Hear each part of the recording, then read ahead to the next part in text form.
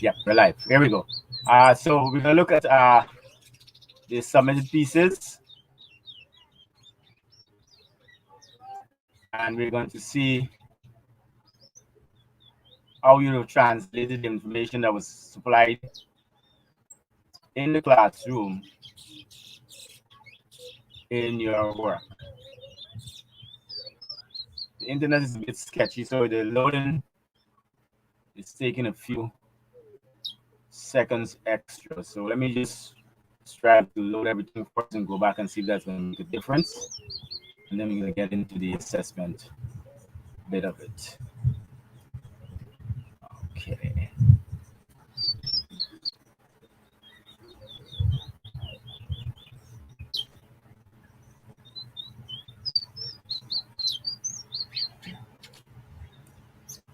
Good. So let me get it one more chance to load.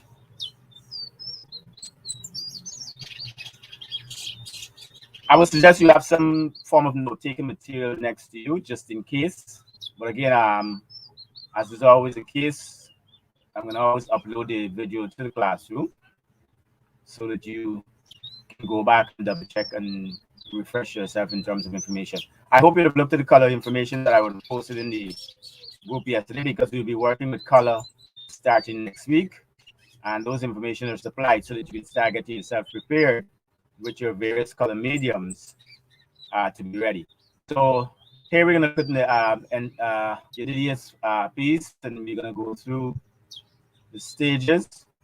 And it's always important. The reason why I would have asked for the stages is because I want to see how you're utilizing the construction lines, and I'm seeing that clearly. The only thing with this, the only problem I have with this submission area is the quality of the photograph. And you can tell that it was taken in a dark environment because we're struggling to see the lines. Excuse me, we're supposed to be able to see those lines clearer than that. I would have put the video on the stream, I think it was yesterday. Yeah, it was yesterday. And how to photograph your art. Please ensure you study that video so all of you can take better photographs of your work when you're submitting it. So I don't expect us to have this problem moving forward now that I would have supplied you with information to address this problem. Okay, so that's one of the issues with this here. We're not getting to see the use of the lens properly, but I can see that you would have utilized your construction line, which is a plus. And we're going to move to this initial stage. Now, usually pen drawings, some students take it one of two ways. You either do the sketch with the pencil first, and then you finish off with the pen because you minimize errors, or some persons just go straight into with a pen. Usually when you go straight with a pen is because you're confident of your ability to be able to reproduce effectively without making much errors. So nothing is wrong with starting with a pencil, but eventually the idea is to get you to that place where you're working with a pen slowly and not pencil then pen. All right. The second stage is where you're supposed to start mapping out all of the values. I'm looking, but I'm not seeing. Someone just came in there. Yes, I'm looking, but I'm not seeing the line indicating at the back of the table. But you seem to be shading to go with the flow of the shape of the object, and that's something that we're going to have to talk about, because shading technique and shading styles are varied, and to create three-dimensionality, you don't have to shade with the shape of the object. Are you seeing my cursor? Is everyone seeing my cursor?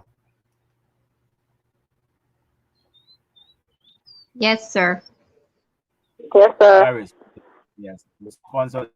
Yeah, you don't have to shade with the flow of the shape of the object in order to capture the shape of the object, because what is going to happen if you use your light back and shadows is what's going to create the illusion of three-dimensionality, and that's what shading is all about. One of the purposes of shading is to create that illusion of three-dimensionality. So like this idea.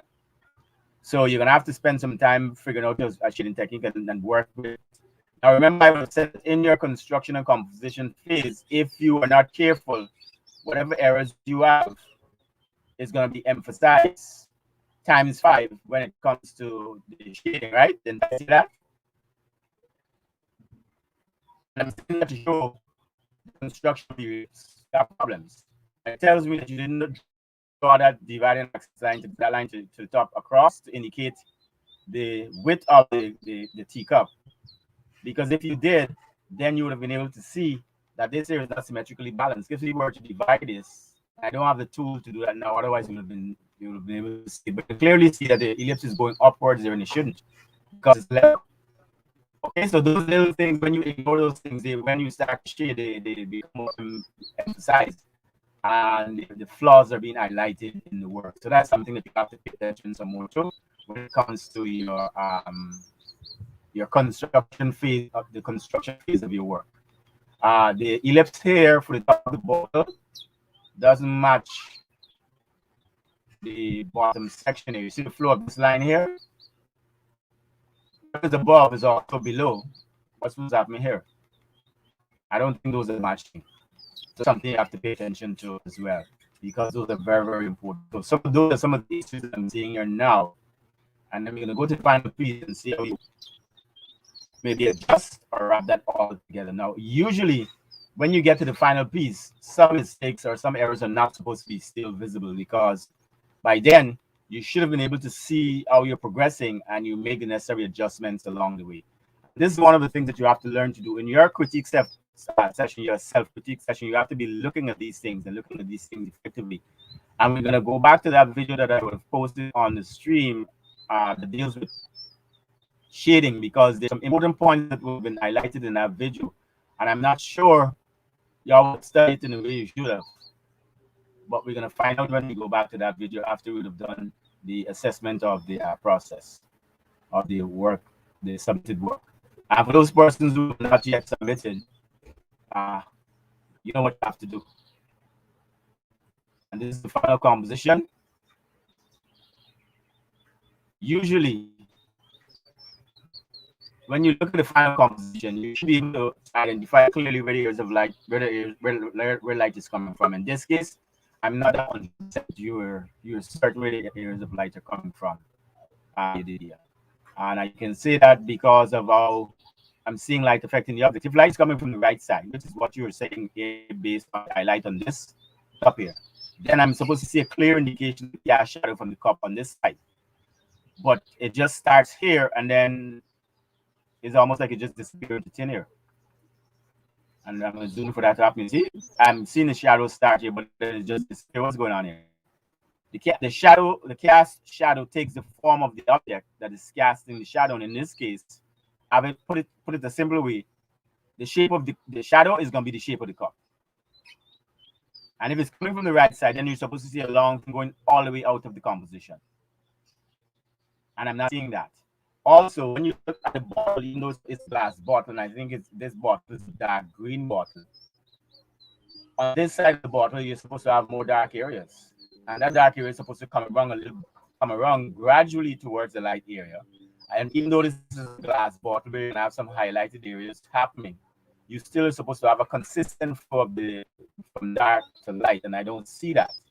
And when it comes to the orange, remember, when you shade for a number of reasons. You shade to show the effects of light on the object. You shade to show, to create three-dimensionality, and you shade to show the colors of the object. And when I look at the way you would have used your pen, I am not convinced that I differentiate the different colors between the objects. And the orange, if I can recall it, let me just double check to ensure that is what it is. The orange is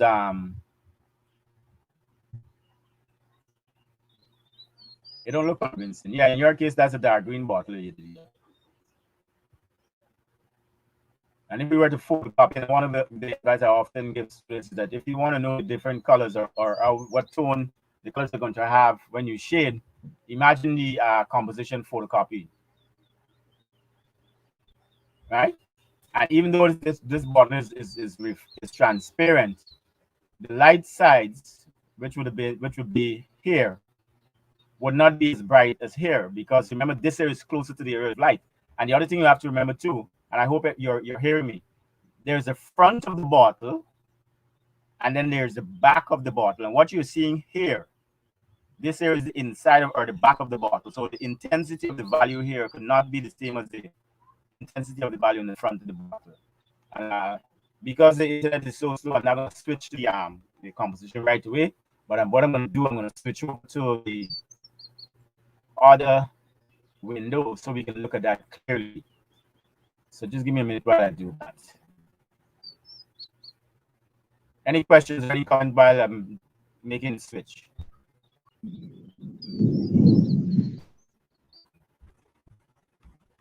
Good. So here's the bottle, and if you look at the strength, are we seeing the photograph?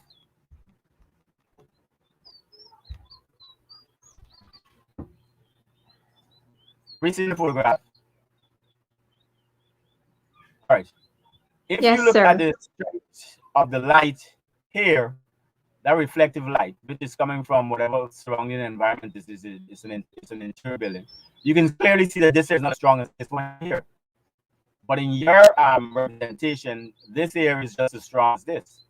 And that shouldn't be. And that's how you know which part of the bottle is in front and which part is at the back. And you can clearly see if you squint your eyes, and that's one of the ways in which you're able to eliminate excessive light and see how you tone down your values to match the different parts of the bottle. And if you squint your eyes, you can clearly see that this side here is way darker or much darker than this side here. And in your representation, that is not there. That's not evident. Right? So those things you gotta pay attention to. And sometimes when you're drawing from reference sources like this, zoom in to see what is happening with the different parts so that you can see things clearly to have a greater understanding. Unlike when you're drawing from observation where you're gonna have to walk and go to the thing, here you have the benefit of zooming in as close as possible to see what is happening with the little details that you might be missing. All right, so that's an advice that you need to ensure that you utilize the next time when you're working with these kind of composition. Having said all of that, it's not a bad first attempt. It's not a bad first attempt at working with a pen, right? But those technical issues that you have gotten there in terms of the construction of deals, the understanding of the different tones, the shadows, and that kind of stuff, those things that should not be a factor. The other thing you're gonna have to work and figure out a specific shading technique with a pen and stick with it, because at the moment you're just striving to create three-dimensionality by shading with the flow of the shape of the object, and that's not necessary. All right, let's move on to the next piece or the next person. While that is loading, let me load the one in the classroom.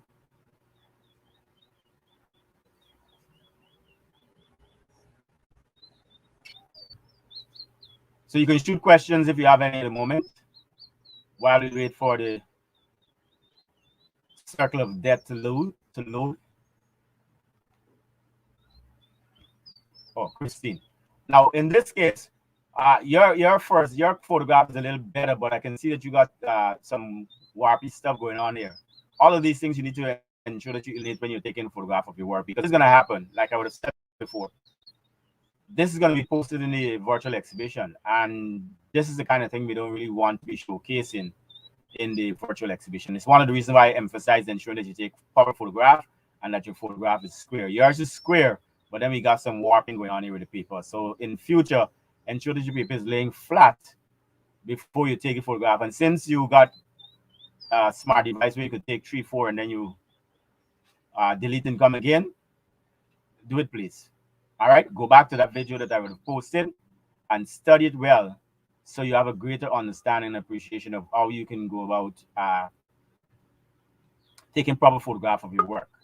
So in your case, your first stage is pretty good. I can see the use of your construction lines and your understanding of the use of the construction line. Somebody stepped out though. All right, so that's pretty good. I'm looking for the composition here. Oh, there we go. And we're going to go to the second stage.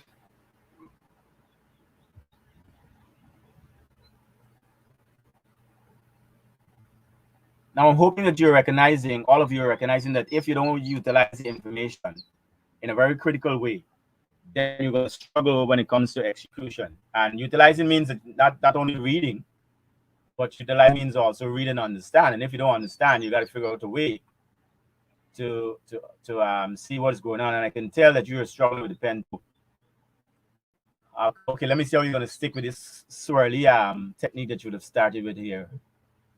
The progress so far in stage 2 is not bad as well. The quality of the photograph is a little bit better in terms of its clarity because one side and the other one was in a different tone. Move to the next stage, and while we're moving to that stage, we could pull up the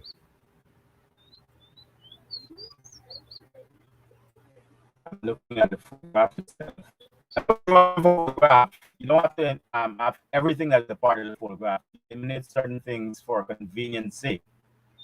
As in the case of when you're drawing from observations, that you don't have to draw everything.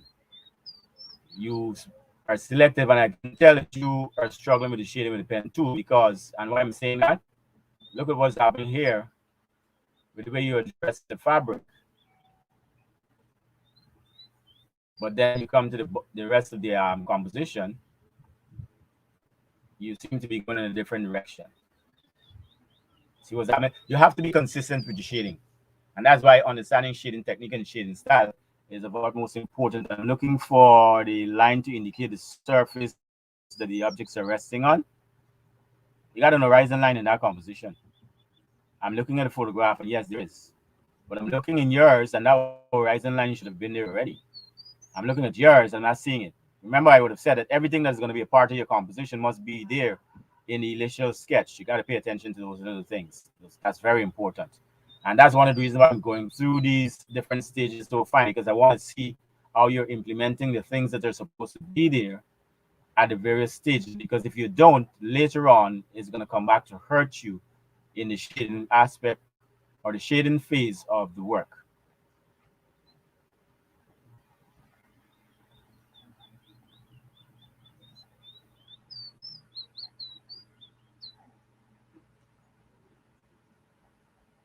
I should probably have 2 windows open for this thing.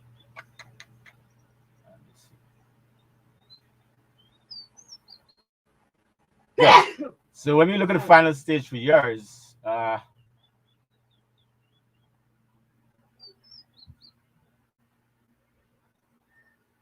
looking at the picture, and remember that this dark bottle in the background, and you would have captured the value for that well, it's a cylindrical object. And when I look at the photograph, and then I look and I'm switching in between, and I think I'm going to have to share my entire screen. I think that's going to be a better thing to do. I just realized that. Yeah, and I'm looking at how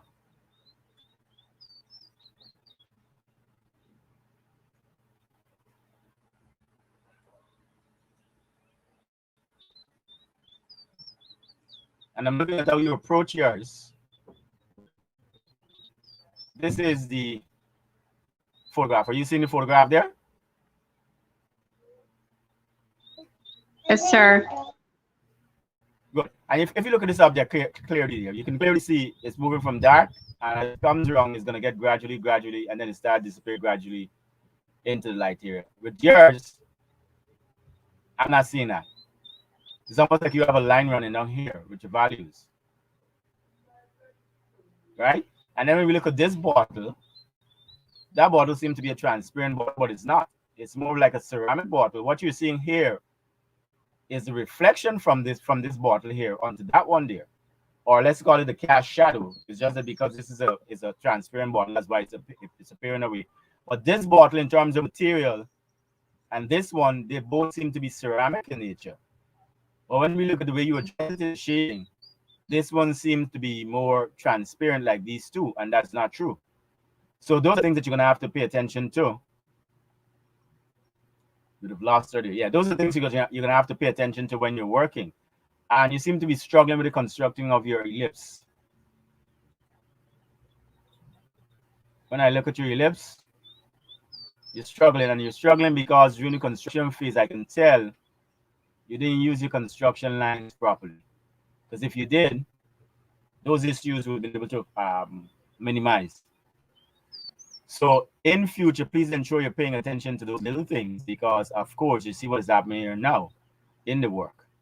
And when we look at the large vase in front here, when you're dealing with glass bottles that is this transparent, you have to be very selective. And less is more in these contexts. And when I look at yours, I can't tell which bear is in front of this bottle. And something is supposed to be happening right in front here to show me that it's in front. And if you look at here, you got a highlight happening right here. You got another one happening right here. You have another one here. And because this is going this way, it clearly is going to tell us that this here is the front part. And when you come around here, you see this one going in a different direction. So this is the ellipse constructed here towards the, let's call it the shoulder of this vase, where you have this one and that one that are matching because it's front. And then you have this one here and this one here, which speaks to the back. And if you look at your drawer, you don't have those. In fact, your thing's so clear that we even know what's going on. And that's because I'm guessing you're not very confident in the way you're treating transparent object. That's why that is the case. So you're gonna have to spend some time looking at that and looking at the examples. And remember, you're not gonna learn everything in this class. Let me make that clear. We don't have enough time for that to happen.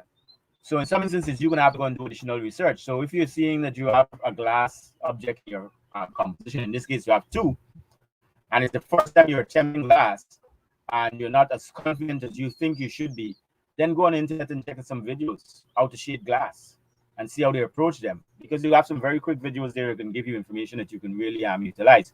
So please know that everything is not going to come from me. You're going to have to take the initiative to do some additional research. All right? And that's going to be very important moving forward. Your spherical object will be the onion and the what you call it, the kiwi.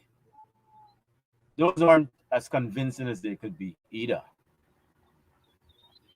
And your light and darks and shadows, not as convincing as they could be as well when I'm looking there. You have tones, but the tones are not speaking to what is happening in the composition.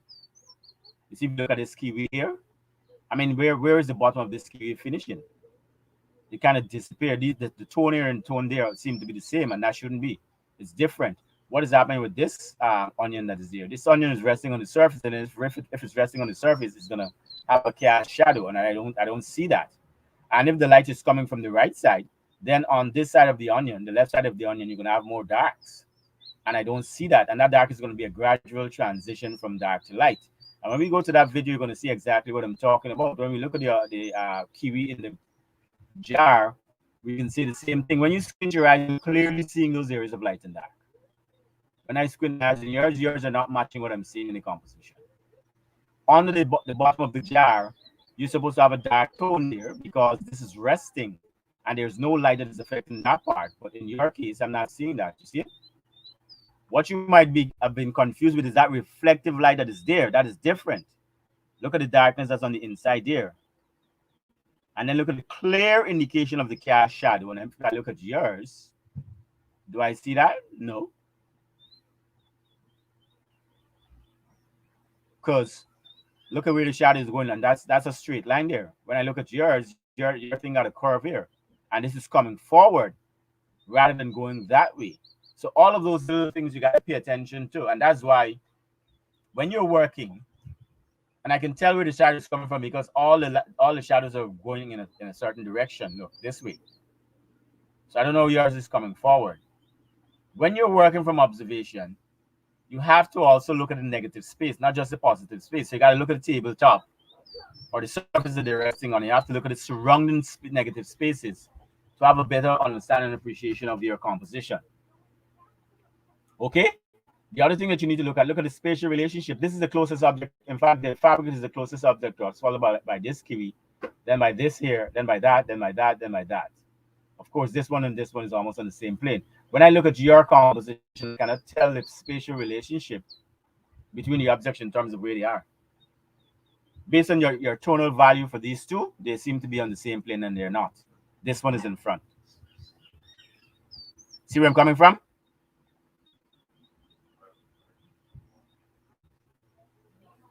You got a response. I know y'all hearing me. Right? So make a note of those points, and moving forward, you're gonna have to make those adjustments along the way. And you have so much white going on in the background, but when I look at the photograph, you have some interesting tonals. I mean, you got to understand that in terms of tonal value, this the background is much more lower than that of the surface that the objects are resting on, and you should have addressed that. But what you're having here is a lot of light going on in the composition here that is interfering with the rest of the stuff.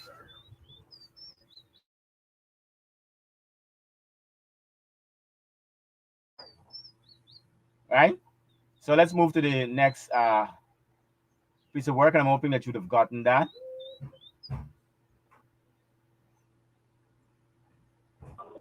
Is anyone in contact with you? Yes, sir. Thank you.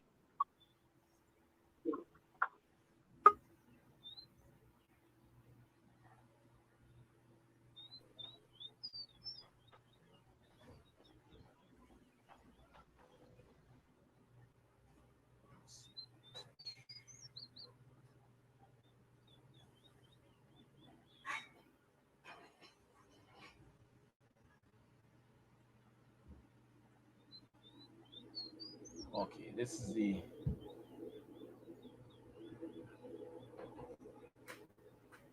so that's the composition he's working with. Let's see what's going on here. And right away, when we zoom in, you can tell, and I'm hoping the others would pay attention to this. You can tell when you miss class how much you miss information, because if you look carefully here, you're not seeing any evidence of the use of construction in Jovan's initial first stage. None. Well, let me don't say none. The important one, like the dividing axis line, because you can tell that the object here, this cylindrical shape, the top is narrower than the bottom, and in the photograph, I don't think it's that way. Is it? No. And if it is, I don't think it's that pronounced. And I stand corrected, but I don't think it's flaring. If it's flaring, it's not that pronounced. And if you look at his, you can see that it's a bit lopsided in a way. And you can tell that if you draw the dividing axis line up top here, that the ellipse is not symmetrically balanced. The one for the bowl is better, but the one for that cup is, or that jar is not the best of the example. And again, when you miss classes, this is what happens, because you can clearly see that Jovan is struggling in his understanding of the use of construction lines or guidelines. And when we go to the final piece,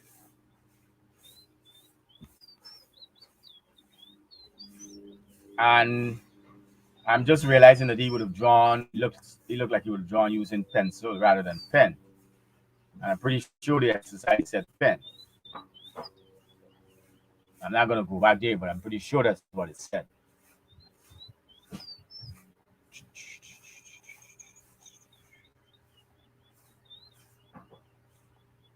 So for those of you, yeah, this is not pen, this is graphite.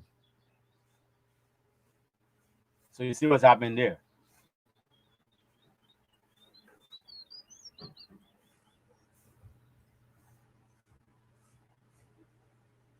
You look at the photograph, and we compare the intensity of the shadows in the photograph as opposed to here. That's not working. And I can also tell that he did not construct these things transparently, because if he did, you would have been able to see, you can clearly see that if I were to continue this here, that shadow is going to run straight away, and it has nothing to do with this bottle at the back here. Are we seeing that? If we draw this line and we continue with that shadow, it's going to cut that bottle in half. And if you construct this bottle, I'm assuming that the bottom of the bottle is going to be somewhere around here, which means that shadow is supposed to start here and pass still here. And that is what happens when you do not draw transparently. You put things in the wrong place, because what he's doing is working on memory. And if we look, if we continue this line, you can clearly see that if we were to imagine where this bottle bottom is going to be finished, if we come bring down this line here, the bottom of the bottle is going to finish somewhere around here. And you can clearly see that it's related to the nature of the shadow that is being cast by the bottle. This shadow here is not just being cast. This is a double shadow in front here, which is being cast by the bowl partly and by this cylindrical object in the background that is supposed to, because the bowl is thing in there. So that's one of the reasons why you're seeing this here is a little bit different. But for the bottle, it definitely shouldn't be done. You can clearly see he didn't do that.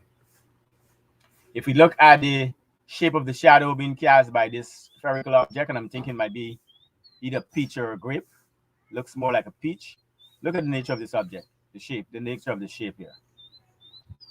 We won't be able to zoom in more, that's why it's limited. But then when we come here and we look at what he would have done, look at how it cut off there.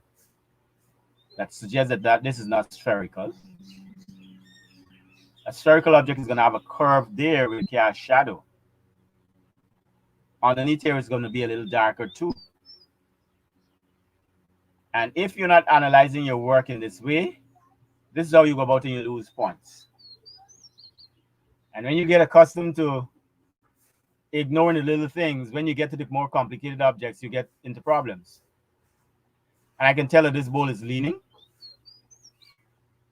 which means because he did not draw that construction line properly, the line to the for the width at the top of the object, he had nothing to compare to ensure that it was symmetrically balanced, both in terms of its horizontal axis and its vertical axis. So as we're assessing this, I'm hoping that you as individual are also paying attention to the importance of that stage of the drawing, and you don't take it for granted, because if you do, these are some of the problems you're going to have a little later on in the process. Okay?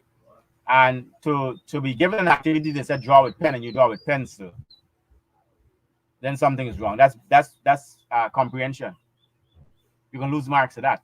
And I'm going to have to go back and adjust that grade, because having missed that, then you can't expect to get that grade with that missing comprehension. Sir, I don't think the instructions stated whether to use It pencil or didn't? not. You sure? No. I I'm going to think go so. back You and have to check check back. I will have to check back. But didn't I say we work with pen this time?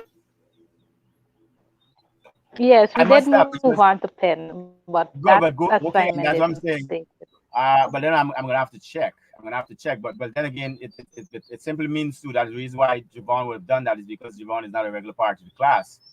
So whereas you folks would have been privy to that bit of information, he would not have been, because he's not present in the class. He just come in, do a homework assignment, drop it off, and then scoot. And of course, you see what's happening when you do that. I'm going to type the instruction though. So let me see if Ashma is there. Well, she was. Now, in Ashma's case, she would have drawn the same composition. She would work with the same composition as Javon. But you can see what is happening here now. You can clearly see how she would have utilized our construction lines well. And we can see the proper construction of the bottle. Never mind the bottle bottom look wider than the top, which shouldn't be. And that's an issue of symmetry, because if she would have utilized this dividing axis line, she would have clearly see that this bottom is wider than the top here to make that correction. Okay? And our bowl is too tall, because when we look at a picture of the bowl, it's not that tall. No, it's not.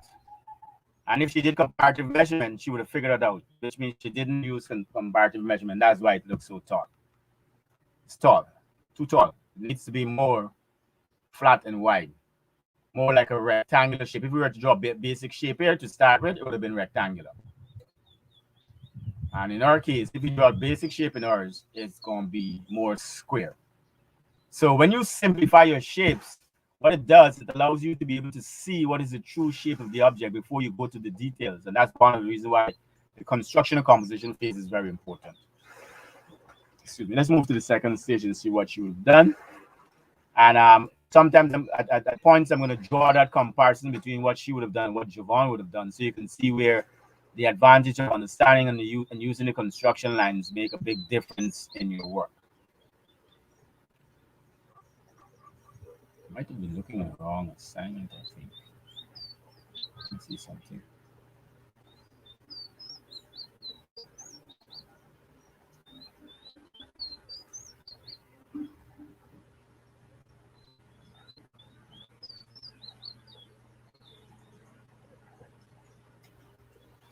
No, I didn't state that, you were correct. But even though I didn't say that, I know for sure I would have said that we were moving on to pen because we've been working with pencil all the time. And I didn't want us to stick there. Okay. So we come back here now and we see how she's progressing in the second stage. And you can start seeing how errors that were made in the construction phase are starting to get more, are starting to emphasize more. And I think you have lose. She's not sure what's going on with that spherical shape there. And that is clear because now she's constructing it there. See that there? Just look like put a dark blob.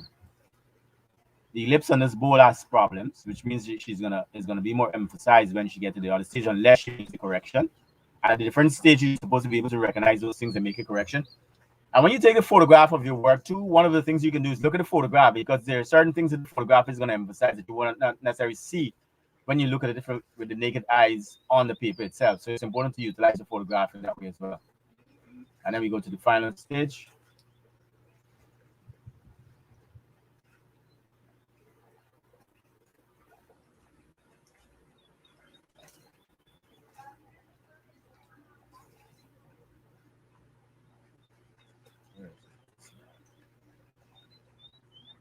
And again, if you squint your eyes, you can clearly see how you were able to pick up those areas of light and dark easily. It's a technique that you need to make a regular part of your habit of shading, especially when you're looking at anything that is being affected by light. Even in reality, when you do that, the same thing will happen.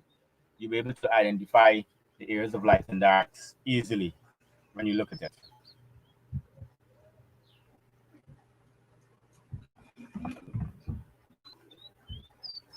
And I was hoping that the final stage would have been a little more grander than the second stage, but it's not. And you can tell when we look at the reference, she was very timid with this bottle. Look how dark that bottle is.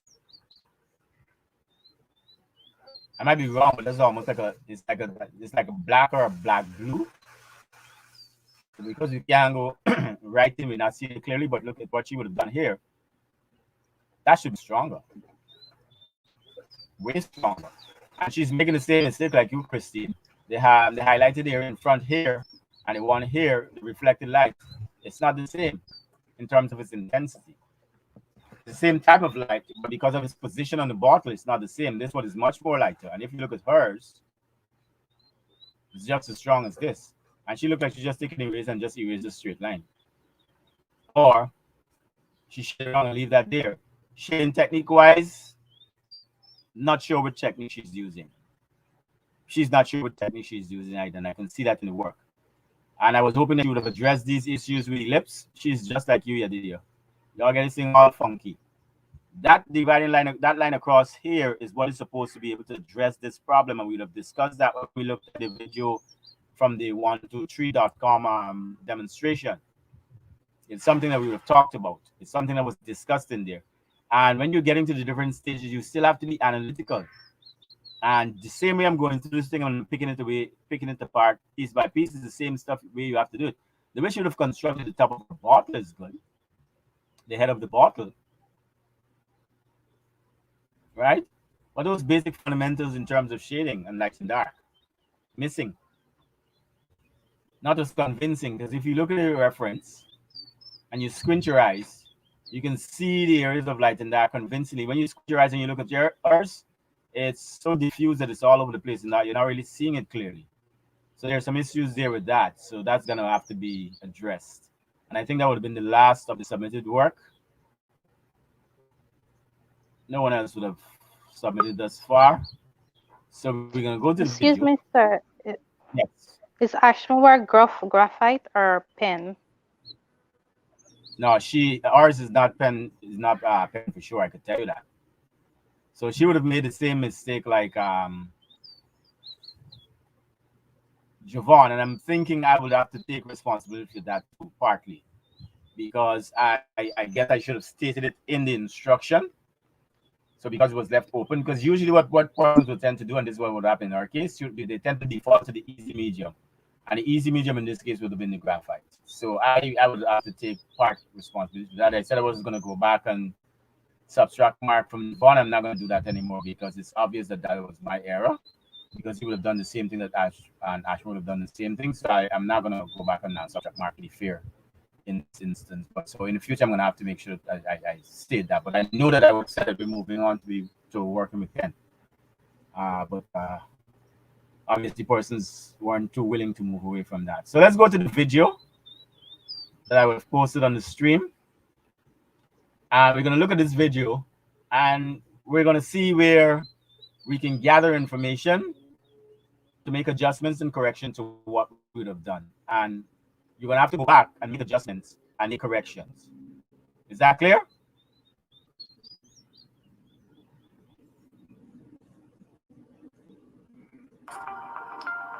You can make a flat line drawing jump right off the page. In order to shade better, you'll need to practice 3 things: pressure control, how to shade smoothly, and most importantly, understand how light behaves.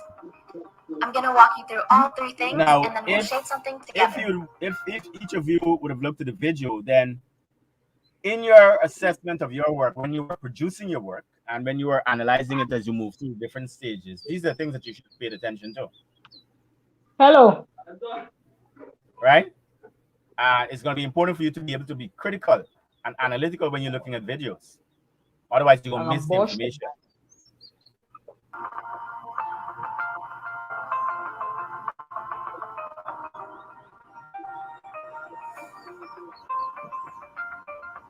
Pressure control. Realistic shading is done by creating a series of values ranging from light to dark. The harder I press down on the pencil, the darker the strokes. Portraits displaying a limited value range can end up looking very flat, while portraits with a wider value range will pop. To have good pressure control, practice shading from one end of your sketchbook to the other, while pressing harder and harder until the values get darker gradually. Another way to practice is to draw a long rectangle and divide it into several squares. Fill the squares from right to left. Start with the darkest value you can possibly make and work your way towards the lightest.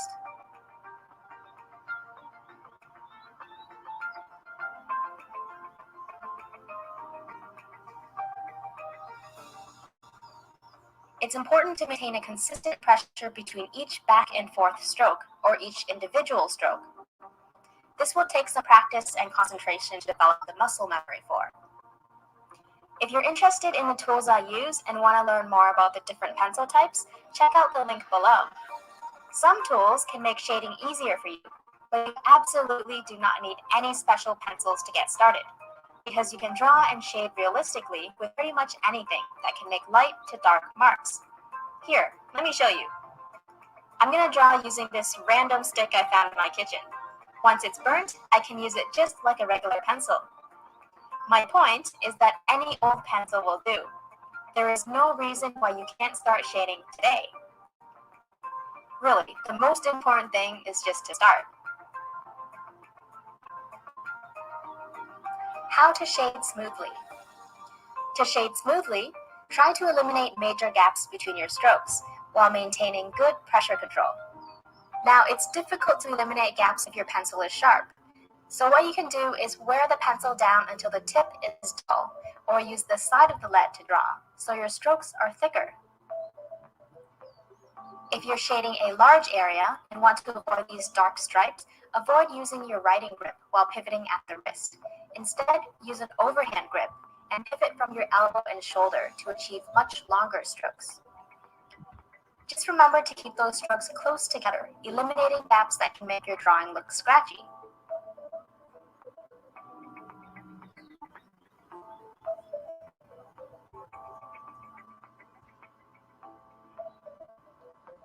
Understanding light. Have you ever tried shading something over and over without it looking even close to your subject? For most beginners, shading is probably a guessing game. That's totally what it was for me, until I learned a few basics. Now, with some of you, I could tell it's a guessing game. It shouldn't be, but it is. And I'm saying that if you would have utilized this video effectively, a lot of some of the issues that I'm seeing there would not have been a factor. Because in any good drawing, you can have light, dark, shadows. They're all different. And if when you're looking at your work, before you start to shade, you identify those and isolate them from all the other intermediate tones and values, it will be easy to be able to be convincing enough with your representation of shading. And that is one of the reasons why I'm particularly playing this video in this session, because I get the feeling that some of you did not use this video effectively. Because if you did, I won't be seeing some of the things that I'm seeing in your work. About light, things just started making more sense. Knowing where to correctly add light or shadow can make a really big difference in how realistic your artwork will come across. I'm going to use a sphere to point out the different elements of light, because the patterns are a lot easier to point out than a complex form, such as a nose, for example. Here we have a plain wooden ball with a light source coming down from the top left. We have two distinct sides. The light side, which is facing the light source, and the shadow side, which is turned away. At the edge of our shadow, we have something called a core shadow, which is a dark strip running along the boundary between the two sides. The core shadow is most visible on a white table because white is highly reflective. Light rays come down, bounce off the table, and illuminates the shadow side of the ball, leaving a dark band. So as you can see, we have two types of light, direct light and reflected light. That's why shadows are rarely all black. There are so many things in the environment that light can reflect off of: walls, nearby objects, or even dust particles floating around in the air. Do keep in mind that black surfaces absorb light. So in this example, the core shadow is no longer visible. Going back to the image of the... Now, if when you're shading, you're not aware of these facts, then your shading is going to be poor. And when we did our first stream for this semester, it's one of the reasons why I would have gone through with you how you go through and analyze the video information that is posted on this stream. Because like I would have said to you, I know the information that is in those videos are very, very important, and it would assist you, because I would have gone through the videos before I post the videos. I would have analyzed the videos. I would ensure that the information that is being presented is going to complement and supplement what you've been taught in class. So if you don't use it, or if you don't use them effectively, how can you be successful? How can you really make a big difference in your work if you're just doing the same old that you've been doing all the time, and you just look at the video for looking at its sake and not really analyzing the information that's been presented in the video? The nose, can you tell which areas are lit by reflections and where the core shadows are?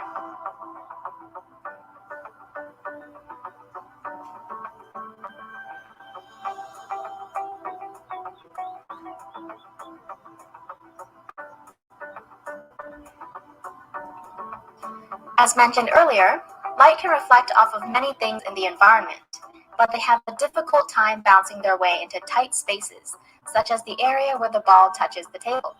This is called an occlusion shadow.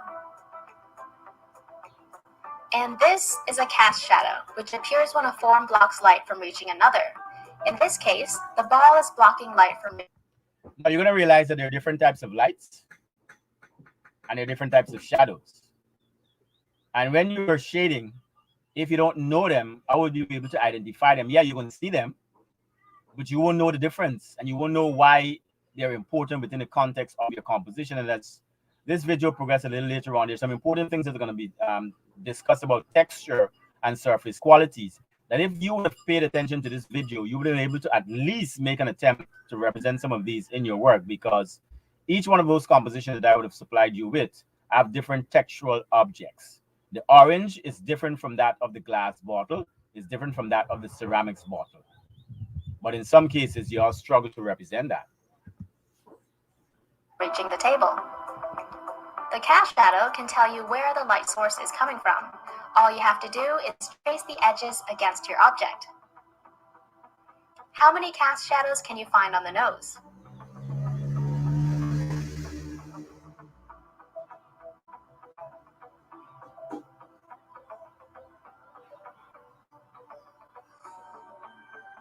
Let's move on to the light side of the ball.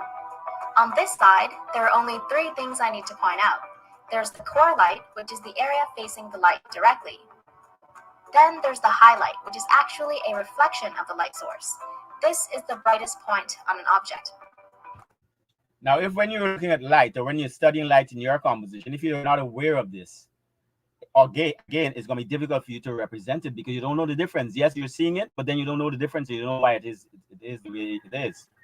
And you don't know what value or what's going to be the ideal value to use. And if you look at light, this is light, but this is also light. Are they the same value? No, they're not. But when I look at if you can reflect back on some of the assessments that we did just now with the work presented, you were struggling to identify the differences between the different types of lights, even though it was evident and very clear in the photograph. And that's why it's important for you to study these information, because these are the fundamentals. When you miss the fundamentals, you're going to struggle. Essentially, what you're doing is guessing. And when you guess, you're going to hit or you're going to miss. And we're not dealing with guessing game at this stage. This is intermediate drawing. We want to get to that place where we know what we know, and we know how to represent it. We might struggle to represent it in a very confident way, but we at least ensure need to know what is it, where it falls, and how we go about expressing it effectively. The edges can appear soft on matte surfaces, like this wooden ball, or hard on shiny surfaces, such as a plastic ball. And if you know the difference in terms of textural qualities of objects, if you go back to and let's go back quickly to one of those still life objects, you see exactly what is being talked about. Look at that. The highlighted area on that as opposed to this. The highlighted area on this. They're the same, but look at the softness because of the difference in the textural quality. Look at this. Look at the light area on this as opposed to this. These are different textures. Let me go through to another one. Look at this. But we didn't do this one, but I'm going to go to the one that Christine would have done, and you see it. Look at this.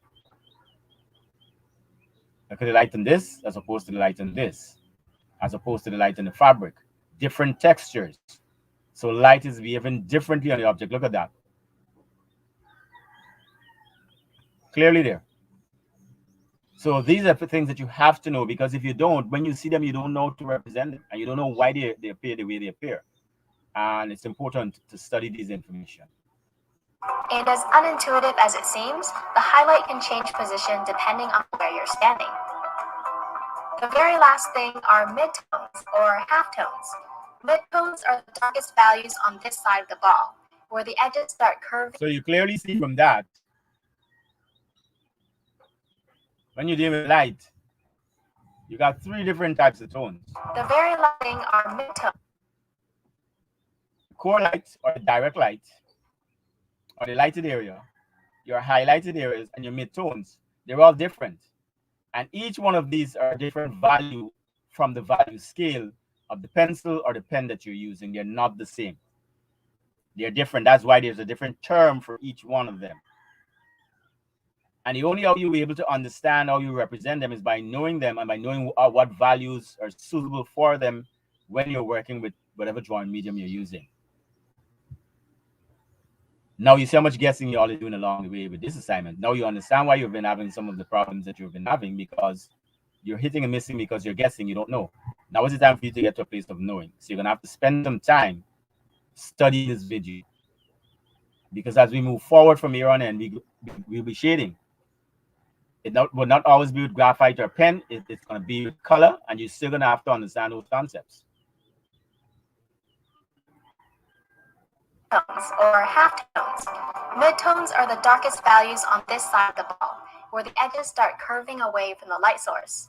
These areas receive less and less light the more they angle away. Can you point out the core light, highlight, and midtones on the nose?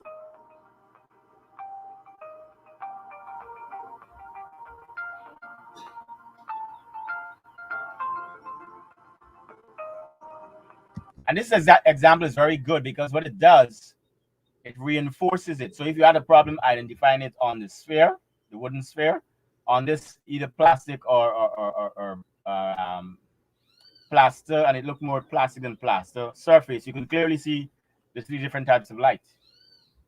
Your area of light, your area of highlights, and your midtones.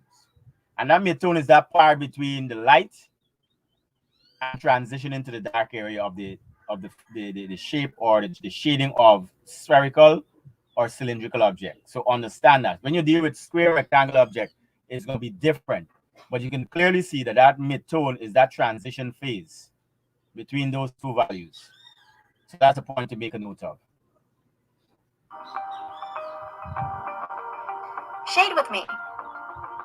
Let's shade an apple together without looking at any reference images. With our Now, as she do this demonstration, you're going to see all of those basic construction principles that we would have talked about would be discussed and would be used in this simple shading, even though she's working from the imagination. And that's one of the reasons why it's important for you to remember that you need to use your construction lines effectively and properly if you're going to do the drawing well. Our basic knowledge of how light behaves, we can essentially draw from our imagination. We might not be very accurate, but it's a great way to actively think about how light behaves. First, sketch your apple. It doesn't have to be perfect at all. Just try to get something down on your sketchbook. Try to keep your outlines as light as possible. My sketch is extra dark, so you guys can see it better. We want it to sit on a table, so draw the edge of the table behind your apple. If you know, for some of you, I was searching to see where's the surface, the line for the surface that the object is resting on. If you were doing it right, you would have done it from the inception in the construction and composition phase, because it's important. Also, know the way she's constructing it transparently. For those of you who neglect that, now some of you would have utilized it and utilized it well, and it shows. But some of you are still having some issues with that.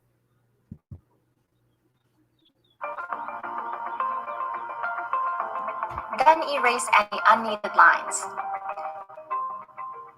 The next step is to determine where the light is coming from. Let's have one shining down from the top left. Draw a little flashlight or sun just to remember where it is. Where the apple blocks light from reaching the table, let's draw a cast shadow. You can use a ruler to find the cast shadow's length. Just align it. I know the way in which she's going to construct the cast shadow. Now, in this case, you don't need to put that little light there. That's just demonstration on our part. Because, of course, we know we're going to know where the light is coming from, because the areas of shadow and darks are going to be in the opposite direction. So if it's in the opposite direction, it means that it's coming from the left, as in this case. So you don't need that. But she's just doing that just because she's doing a demonstration. But remember, I spoke about some persons who are having problems with the shadow. Look at the nature of the shadow that's being cast as it relates to the nature of the object that is casting the shadow. The length is going to be dependent on the direction and the angle of the light. If this light goes up more, it's going to be shorter, because what is going to happen, you're going to find that the ruler line is going to come down this way. And the further up it goes, let's say you go directly above, you're going to have that line and you're going to have just a little thing on there. If you go stand in the sun, you know exactly what I'm talking about. The further the sun goes towards the east or the west, well, wherever it is, the longer the shadow. The more it is towards the center of the sky, the shorter your shadow, because there isn't much there to cast. And those are important concepts that you need to remember when you're studying light. This is where the intellectual aspect of art comes into play. This is where understanding science and blending science and art together. So if you come to this thing and you hear people talking about art, when you're an artist, you don't need to be good at reading, or you're not because you're done. This is the stupidity in that kind of statement. Because look at the amount of science that we're looking at here right now in a simple drawing demonstration. But the only reason why some person wouldn't recognize the science is because they're not educated enough to recognize that there's science being taught here, or science being a part of this process of understanding and shading the apple, or understanding and shading any object. Science is involved.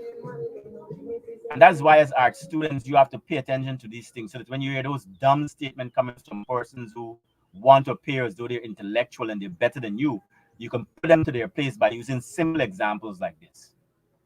Because for too long, persons get away with that nonsense that, oh, artists were persons who are dunce, or persons who are not good at academics. And if you're not doing well in the other subject, you're a science stream, you're going to do arts because it's easy, and that kind of nonsense you hear in a lot of schools. And a lot of us have to promote that because of how we behave as well. We don't take the time to educate ourselves and to correct persons by showing them concrete examples, and they get away with it.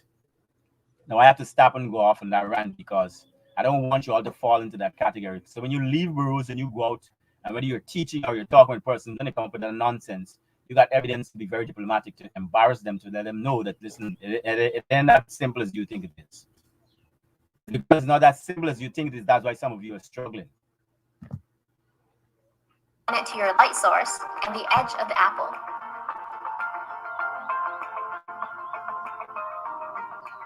Now we know how long to draw the cast shadow. I'm just going to draw a long oval shape.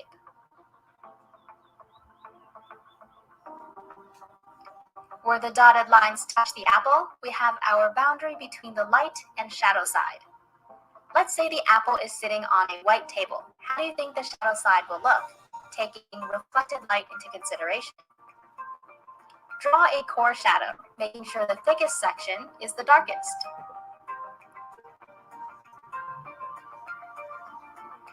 Where the apple touches the table, there's less light, so let's shade that area darker. Now that I've taken care of those two areas, I'm going to fill in the rest of the shadow side by adding a flat layer of graphite that is lighter than the core shadow. Now, if you're paying attention here, you should be making a connection that what you're working here with right now is pressure control.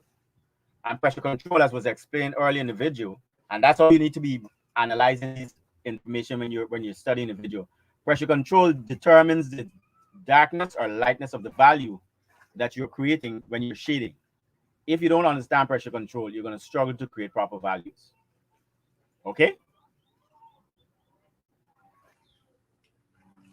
Once you're done, soften the transition between each area to avoid that hard edge between light and dark values.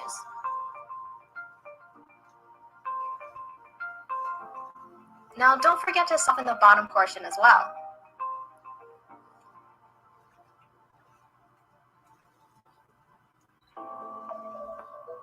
Now, some of you might be thinking, okay, she's softening the edges, and of course she has to soften these edges because it's a spherical object. And remember, light moves gradually from light to dark when you're dealing with these kind of objects. Some person might think, okay, good, she's doing that with this particular object. When I go to the square and rectangular object, I have to do the same thing. No, it's not the same thing.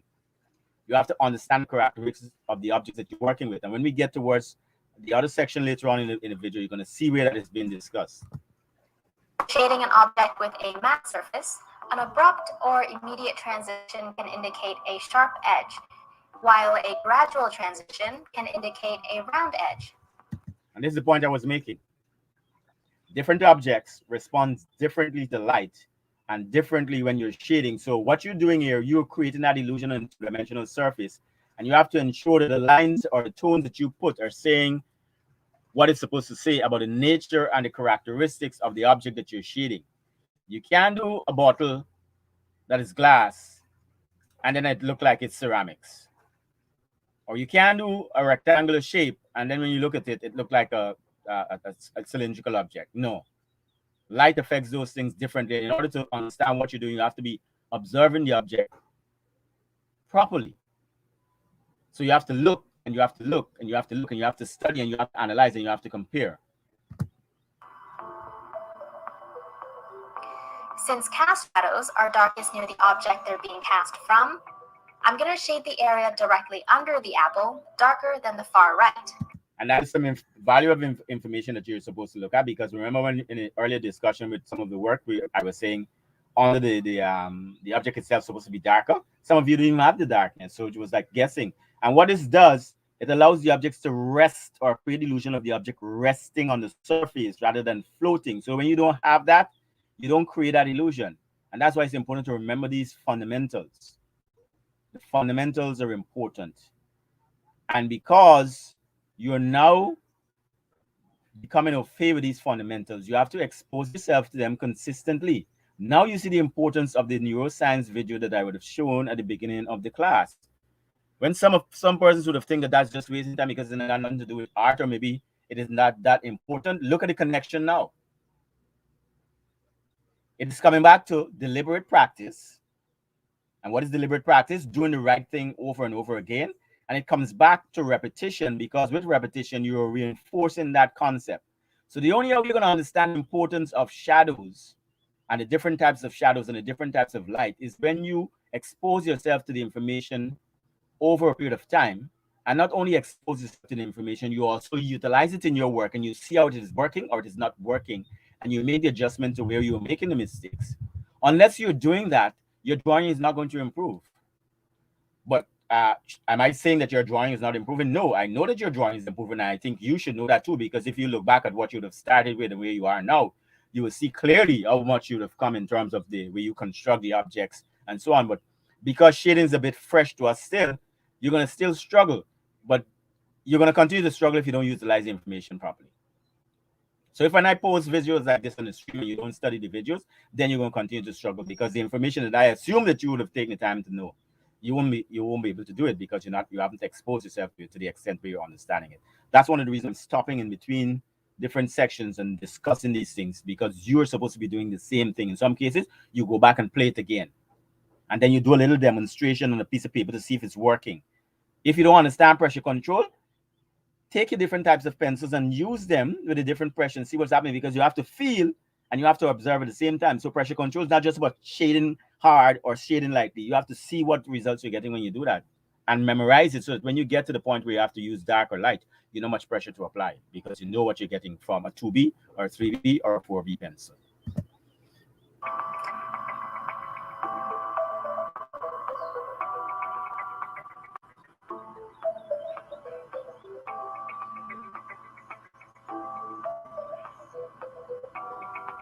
How bright do you want the light side of the apple to be? It's totally up to you.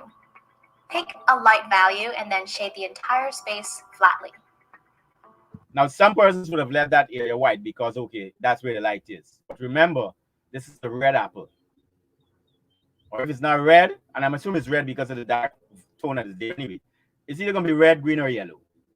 Either way, it's not going to be that white. And that's why, you need to tone that down. So the light on that side is going to be different. And they're going to be different qualities of light there. From the explanation that was given before, you have 3 different types of lights. Let's see how she utilized those. The next thing we need to do is blend the 2 distinct sides of our apple, so it all comes together nicely. Where the form turns away from the direct light, add your midtones, which will immediately make the surface appear rounder. So now, if you weren't sure, and you should make a note of it, that your midtone is responsible for creating that illusion of transition on on spherical and cylindrical objects. So in your case, Christine, your bottle that had a straight line down the center is because you didn't have midtones. So in order to solve that problem, you need to put midtones to show that gradual transition between one quality of value to the other. So that's your issue right here. Now, you see how much information we're gathering from this video if you study it properly? It's right there. But if you look at it once, you're not going to be able to pick up these things. I can guarantee that.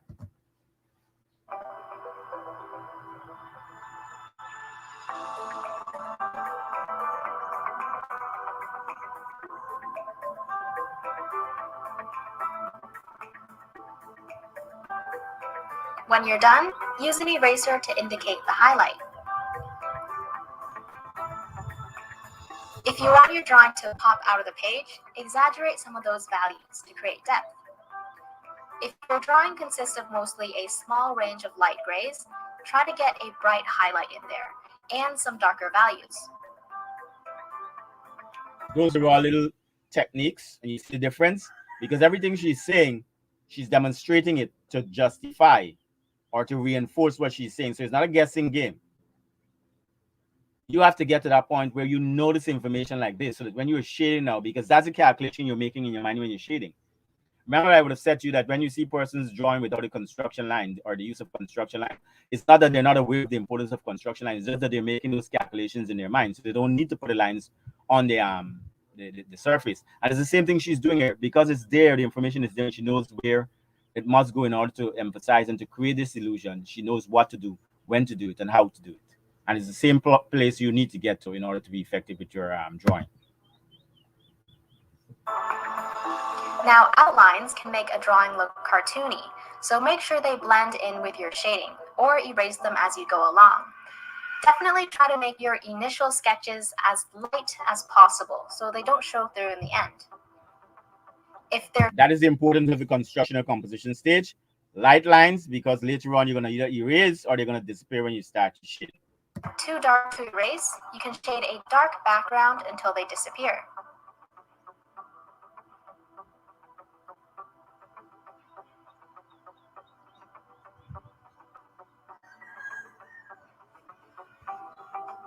practice.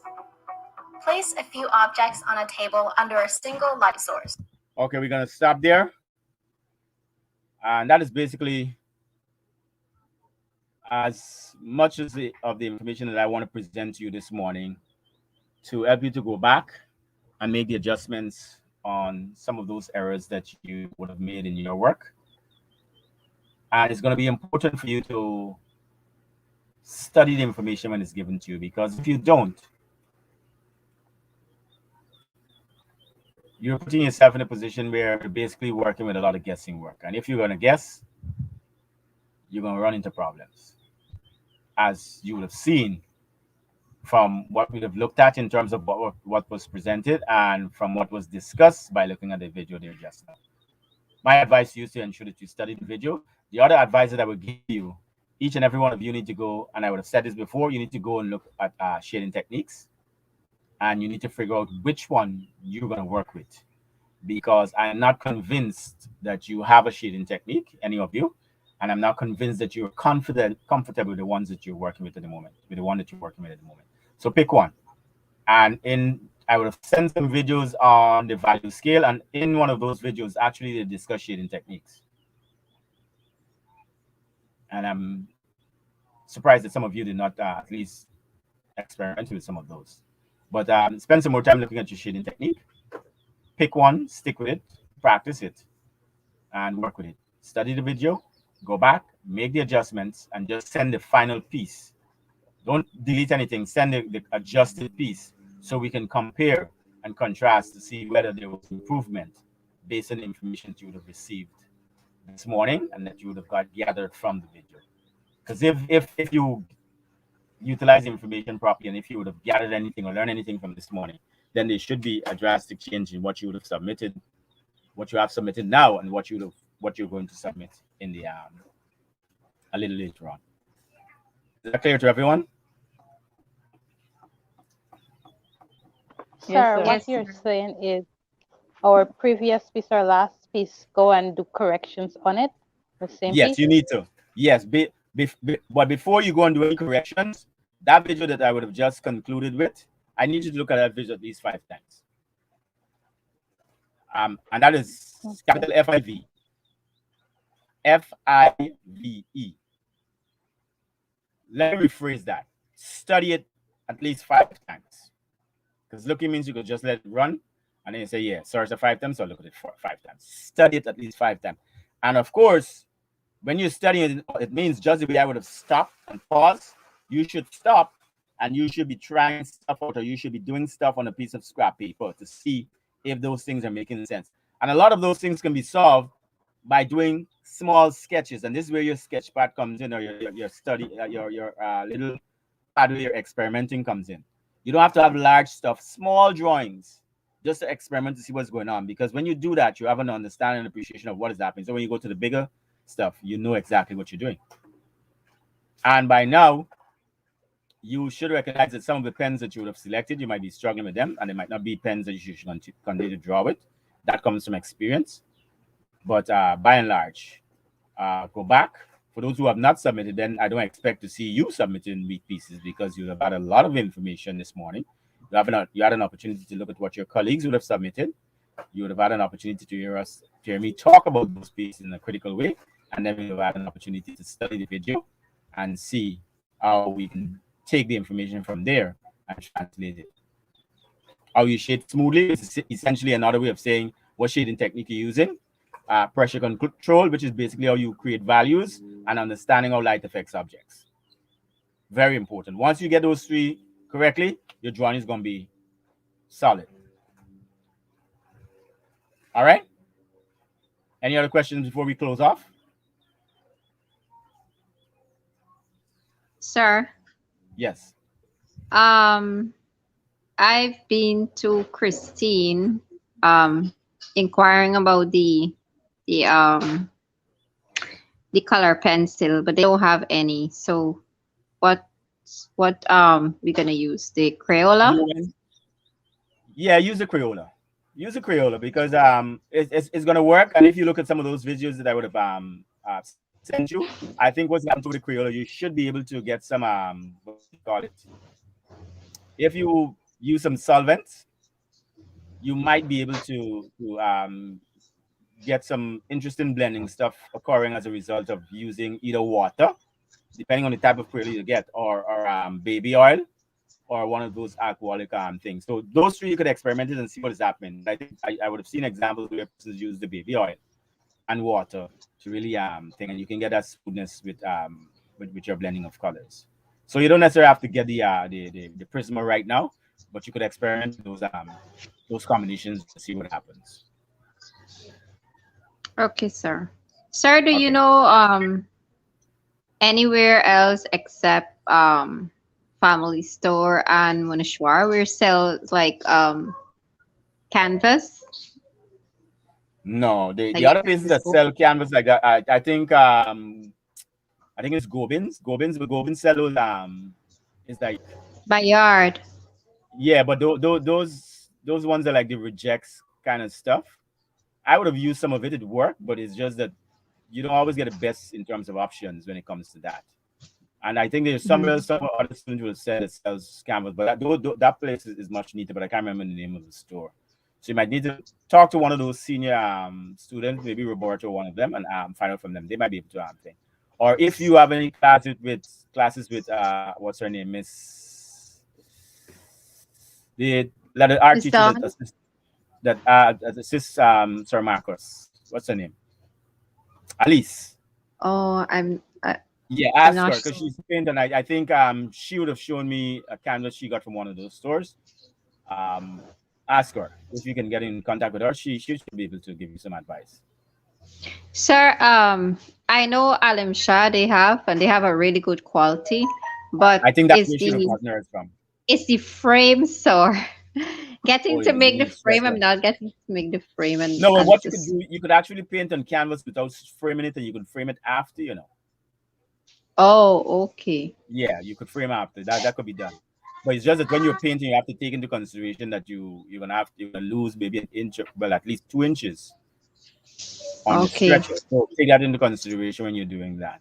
Because Family Store doesn't have the size, and they're like 3 times more expensive than Munishwar, and Munishwar don't have any. Somebody went and they bought all the small size canvas, so what they have is them really really big canvas, and it's way cheaper than the small size than what Family Store has. Well, what you could So do if it's within your budget, you could actually buy it and loose it off of the stretcher and cut it in 2, cut it in 3, and you could use it, the ones from Munishwar. Because sometimes you gotta be that innovative. So if it's large enough that you can get like 2 or 3 sir, canvases from it. sir, my problem is the frame. Is to get to make the Oh. frame. That's my Yeah, well, that's what problem. I'm saying. In the meantime, if it's needed, what you could do is actually take it off of the stretcher, cut it down to the size that you want it, and then of course you can have the frame being done later on. But at that way, you'll still be able to paint, and you don't have to wait because you might not necessarily have to. Okay, sir. Thank you. All right. Okay, folks, have a good one. And I'll see you next week. We're going to do this once a week so that we could cover more information. And I'm thinking maybe, yeah. With the drawing or the composition that you posted, could you choose the next one? Would it be a problem? You mean in the correction of that you're going to make on the one that you have submitted? Yeah. No, do the same one, because what is going to happen, I want to see how you address it. I don't want you to run away from the challenge. I want to see what's going to happen. No, stay with the same one. Okay, sir. So I have to go back to that composition. Yep, and you have what it takes. Yep. Okay, sir. All right. All right, folks. Have a good one. Okay, sir. Bye.